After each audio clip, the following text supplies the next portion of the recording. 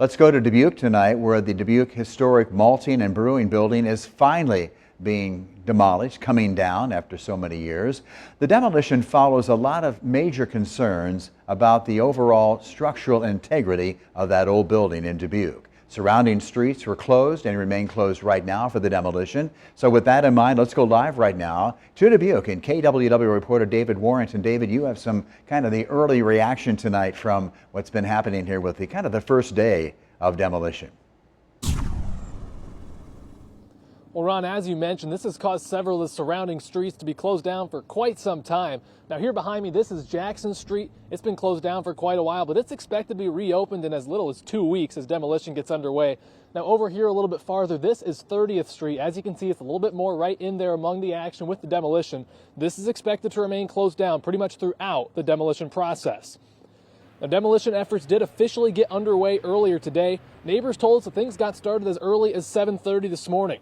The plan from demolition crews is to first clear out the middle section of the building. That'll make room to bring down the two south towers. However, they're being cautious in order to keep everyone safe throughout this demolition process. I think that's what's frustrating for residents is how slow it is. However, we're taking it step by step. Every time you have to reevaluate. Sometimes we had the structural engineer back last week after they'd done some work to reapprove the method. And we're going to keep doing that as we go.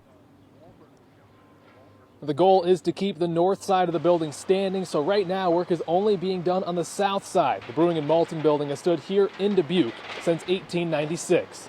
And right now it is hard to put an exact timeline on things because of how things could go with the demolition process. Of course, always having to reevaluate, as I was told earlier, but they do expect the majority of the work to be done within the next 2 weeks. I'll have more on that coming up tonight at 6. Live in Dubuque, David Warrington, News 7, KWWL. Now, David, thanks for the update. It looks like they've made some progress already on this Monday. That's good news. So right now, I'll let you know there are not any immediate plans for exactly what's going to go in that area at that location once the old building comes down.